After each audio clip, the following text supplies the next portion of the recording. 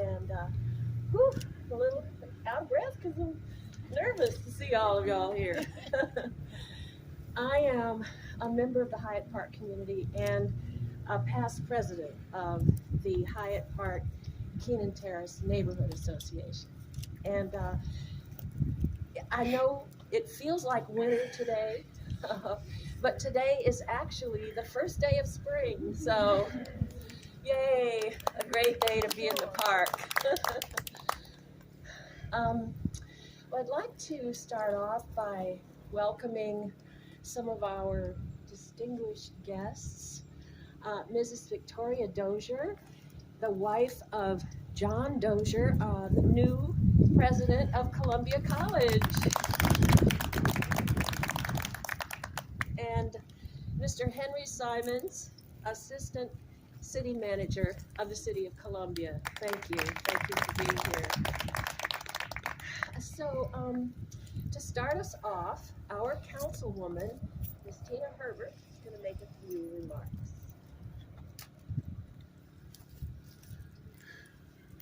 Thank you, Ms. Betsy. First of all, I do want to thank, we just had this little discussion, Betsy Newman and who all helped you to finish the project. That is one thing that is important to us. We get, a lot of times, you know how we get pulled in different directions, but I want to commend you all for starting and getting all the way to the finish line. Hyatt Park was renovated or began its renovations in 2022, and the number of people who are coming to the park has increased and increased. This kiosk is a way to share the history of our community with the people who come to Hyatt Park. What I have learned over the years is that our history traditionally explains our present. We need to know what happened before, and it kind of explains to us what is happening now. Many city and state leaders have emerged from this community, the Eau Claire community, including I. D. Quincy Newman, the first African American to serve in the South Carolina State Legislature since Reconstruction. Luther Batiste, who, along with E.W. Cromartie, became one of the first two African Americans elected to Columbia City Council, and also Benjamin Mack, who served as the state field secretary for the Southern Christian Leadership Conference in South Carolina, and many others. The Eau Claire community is arguably one of the most diverse communities in the city and deserves to be celebrated. And I am appreciative of what we're going to do today. I don't want to give all the names, but the folks that we're going to highlight today with this kiosk. Thank you. Thank you so much, Tina. And now we're going to hear a few remarks from our current president of the Hyatt Park Keenan Terrace Neighborhood Association, Ty Ziegler.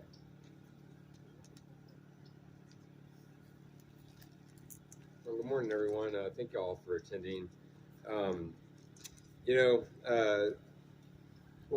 first before I say anything, I just want to thank the City of Columbia, Richland County Conservation Commission, our current staff here at Hyatt Park, Betsy Newman for leading this effort, Richland Library for helping us draft the history of the park, and Ellen Fishburne Triplett who helped us design this kiosk. I want to thank you all for leading this effort and for providing funding and support to get this project done. This kiosk is a testament to a community that has people that care. And so you see that in people like Betsy and Ellen and our other community members who help do these kinds of things. This kiosk will be a physical reminder that our community believes in the power of history. When we were at Lincoln Park the other day for a dedication of a history marker the City of Columbia helped put up with State Archives, Dr. Bobby Donaldson was there and was talking to us about the importance of our responsibility for remembering the past and understanding the past. And as Tina just said, that helps us contextualize our present now. Our community here in Eau Claire, also as Tina was saying, is diverse. It's really tracked the progress of America from, segregation to integration and white flight. It helps us explain what this community is now, and having a kiosk like that is going to help us understand our president. So I'm thankful that we have this kiosk, and that we'll have this for future generations to understand where we were and where we're going, and to help people understand what a special place Eau Claire is. So thank you all for coming.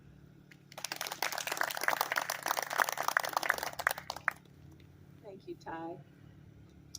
And now I'd like to introduce Margaret Dunlap. She's the manager of the Walker Center for Family and Local History at the Richland Library. It's located in the main branch.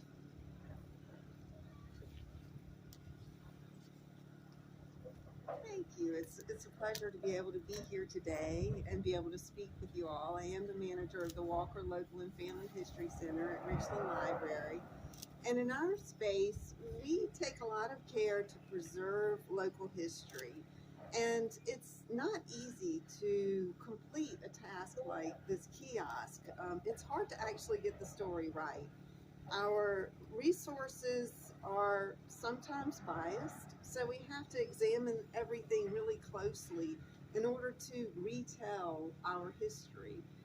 We try and collect as much as we can visually as well. We have a great photograph collection at the library, and a lot of times the photographs can tell us even more about our past than the written text that we have. But it's really important to assemble everything, to analyze it, to have a critical eye when you're looking back, and to be able to tell a full and true history of our local communities.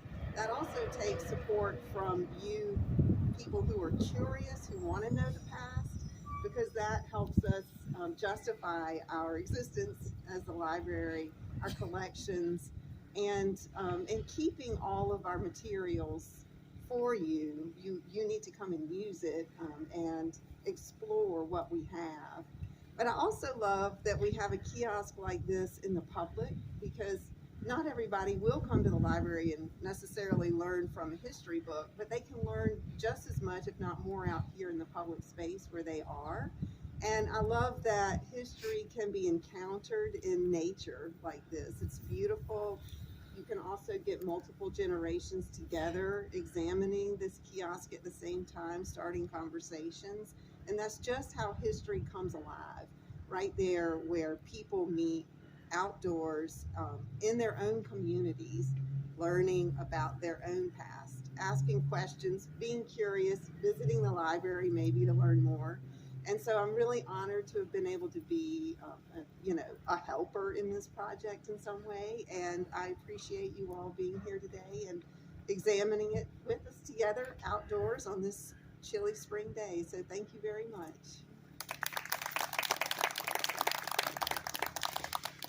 Thanks, Margaret. You and the Local History Center were a huge help in putting this together, both in advising me on the veracity of the history and also pointing me toward the wonderful photographs. And if you haven't been to the Walker Center in the main library, please go visit it. It's a very special place. So, as Margaret pointed out, local history matters. And in fact, I got the idea for this kiosk in a place where I was a local for 20 years, New York City.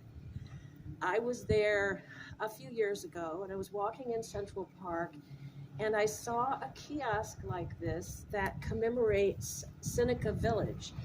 And Seneca Village was an African-American community that was eradicated when they established Central Park. And the kiosk brings us to that spot. And so I was struck by the power of reading and looking at pictures of the history of a place where I was, the power of place. And so I thought it would be a great idea to document our community's history here in the park, where anybody walking by could engage with it. When Columbia was founded, where we're all sitting right now was just woods and farms. Developers connected the area to the city with trolleys, then segregated those cars, and as Ty mentioned, established a park not far from here, Lincoln Park, for the use of African Americans. Hyatt Park featured a casino, a bowling alley, a theater, and even a zoo.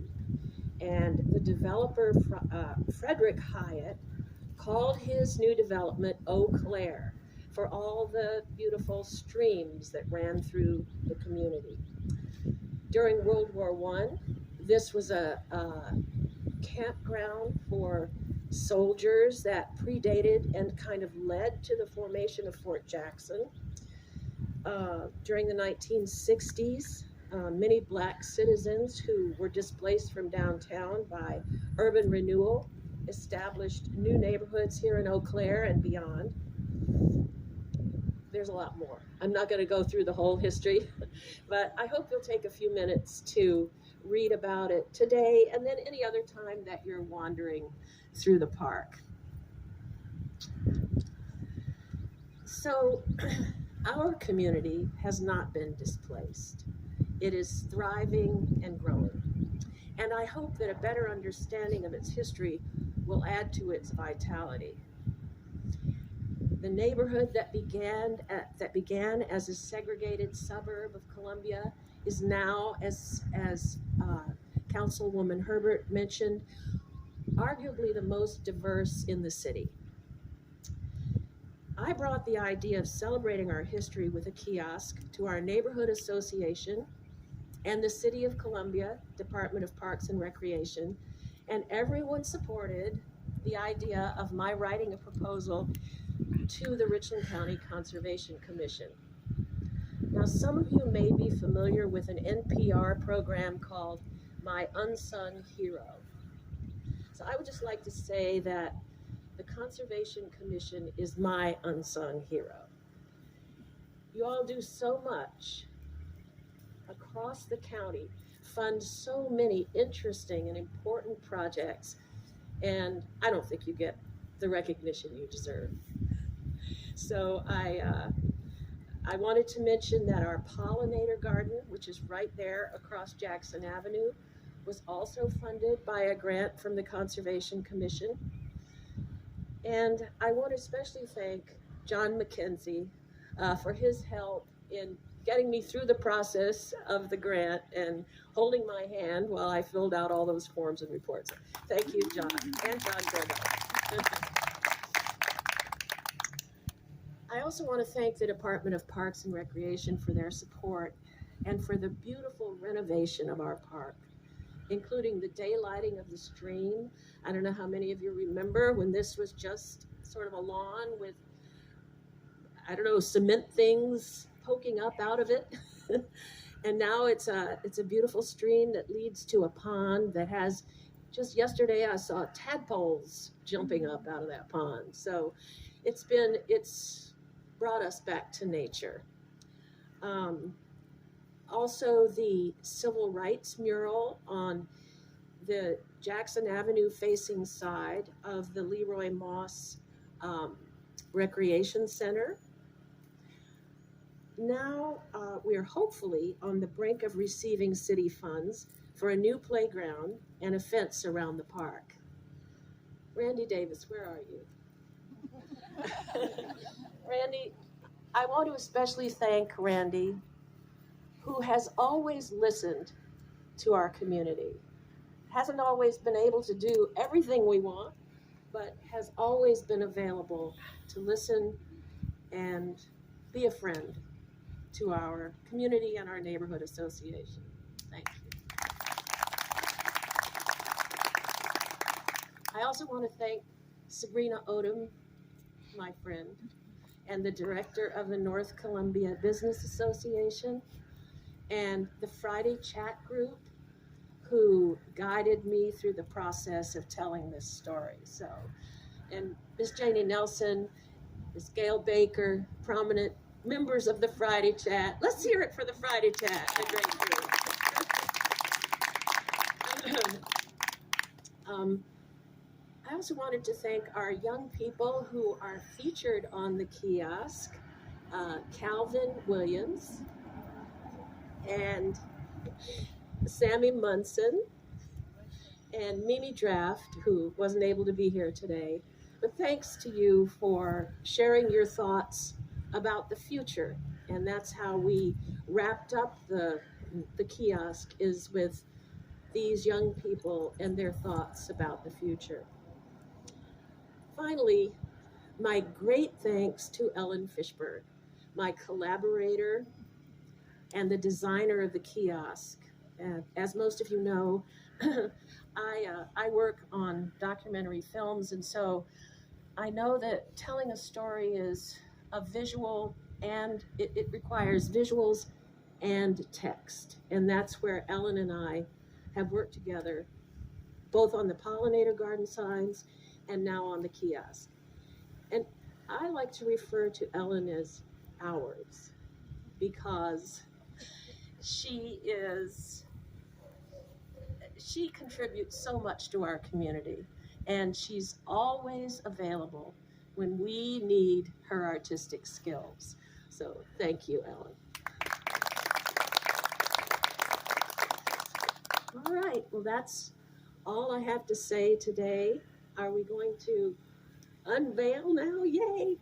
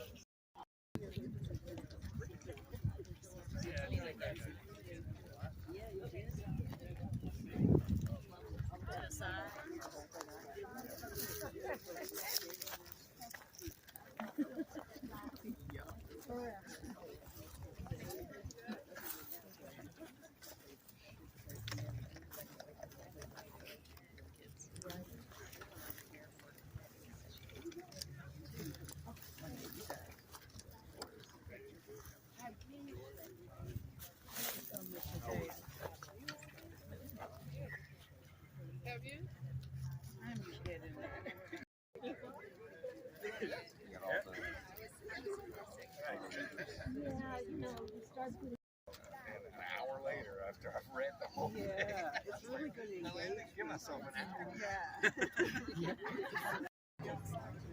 Take a walk.